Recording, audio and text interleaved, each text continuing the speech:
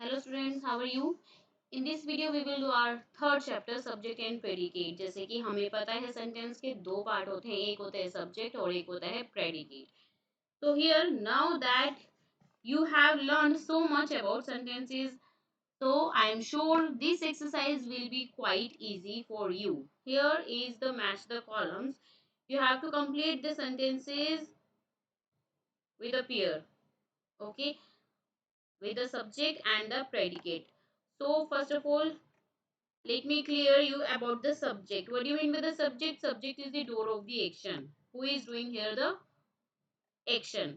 Subject आपका क्या होता है? डोर ऑफ द एक्शन होता है या वो पर्सन होता है जिसके बारे में हम यहाँ पर बात कर रहे हैं. In the subject of a sentence we name the person or thing we are going to talk about. For example, I am going to the playground.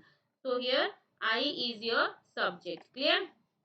चलिए. Now see the exercise of A part. Here you have to match with column A and B.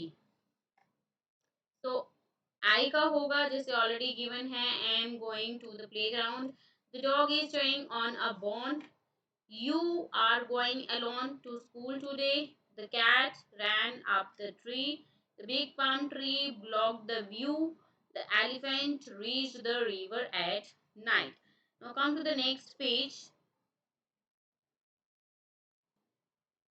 Here is given now the predicate definition. चलिए predicate समझते हैं. In the predicate of a sentence we say something about the person or thing. For example, I am going to the playground. So predicate क्या होता है? Predicate sentence का वह part होता है जिसमें हम जो है जिस पर्सन के बारे में क्या बता रहे हैं या उस थिंग के बारे में क्या बता रहे हैं. पर्सन जो है क्या कर रहा है. So I am going to the playground आपका क्या है? प्रेडिकेट. और अगर मैं दूसरे शब्दों में कहूँ जैसे कि I you they he she it, ये आपके सारे क्या है? सब्जेक्ट है. और other part of the sentence जिसमें कि वर्ब होता है वो आपका प्रेडिकेट बचता है. Clear? So now no sentence is complete without a subject and a predicate. जैसे कि आपको पता है कोई भी जो है सेंटेंस कंप्लीट नहीं होता बिना सब्जेक्ट और प्रेडिकेट के. Now here you have to put slash after the subject. चलिए तो जीतू के बाद आपको स्लैश लगाना है. इन थर्ड नर्स के बाद किंग मिडास के बाद फोर्थ में फिफ्थ में द अर्थ के बाद जो है स्लैश आएगा. सिक्स में गांधी जी के बाद, सेवेंथ में शी के बाद और एट्थ में इंडिया के बाद. ठीक है. Now come to the next point here given. Same वही पॉइंट डिस्क्राइब किया गया है यहाँ पे कि सेंटेंस जो आपका सब्जेक्ट ऑफ अ सेंटेंस है कैन बी वन वर्ड और मेनी वर्ड्स. सेंटेंस जो है आपका उसमें एक सब्जेक्ट भी हो सकता है और बहुत सारे सब्जेक्ट्स भी हो सकते हैं. Generally the subject of a sentence is at the beginning of a sentence. तो जनरली जो है हम जो सेंटेंस में हमारा सब्जेक्ट होता है वो शुरू में आता है. In order to be sure about the subject of a sentence, look at all the words that come before the first verb of a sentence. तो इसके अकॉर्डिंग जो है हमारा सब्जेक्ट जो है सेंटेंस में सबसे पहले आता है और before the first verb of a sentence, sentence में जो आपका वर्ब यूज होता है उससे पहले. और ये मैं डिस्क्राइब आपको कर चुकी हूँ क्योंकि प्रेडिकेट में हमारा जो है वर्ब आता है, सब्जेक्ट में नहीं आता.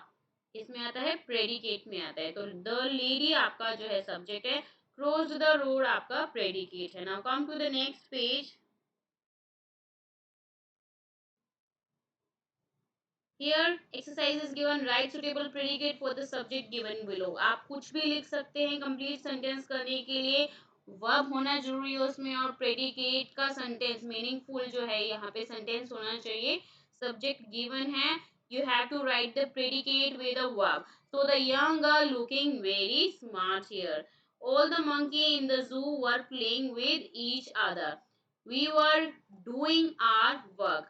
ध्यान रखिए प्रेडिकेट में आपका जो है वर्ब का पार्ट आना जरूरी है क्योंकि बिना सब्जेक्ट और प्रेडिकेट के बिना मीनिंगफुल सेंटेंस के आपका जो है सेंटेंस कंप्लीट नहीं माना जाएगा. The lovely red rose in my uncle's garden looking very nice. Next phase है आपका the cat is drinking milk. Six the big fat book on the top most shelf in my room is very interesting. Seventh है he is an intelligent boy, आप कुछ भी लिख सकते हैं, he is a very smart boy, he is sitting last desk in the class. Eight है आपका Joshua and Joseph are brothers. Ninth the shop is full of toys. Tenth है the blind beggar looks very old.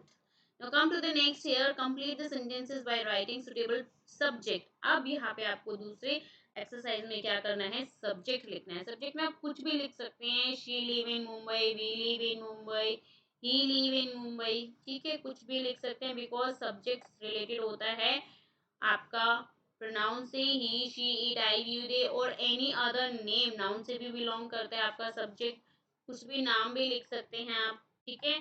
Second में आइए, mango tree grow in the ऑर्चार्ड्स behind my grandfathers house, कुछ भी grow हो सकता है वहाँ पे, मैंगो ट्री के अलावा आप कुछ और भी लिख सकते हैं।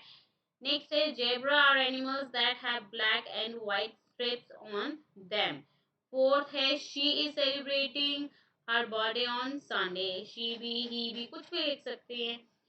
फिफ्थ है आपका library is filled with books of all shapes and sizes, आप यहाँ पे जो है math is filled with books of all shapes and sizes भी लिख सकते हैं।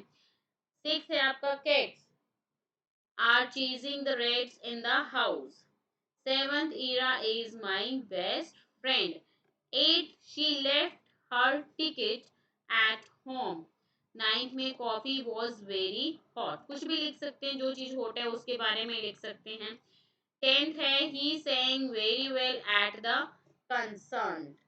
चलिए, आपका ये चैप्टर कंप्लीट हो चुका है। Now in our next video we will meet with a new chapter. So hope you understood this very well. मिलते हैं नेक्स्ट वीडियो में। सो बाय बाय टू ऑल। अच्छा लगे तो please don't forget to like, share and subscribe my channel. Thank you for watching this.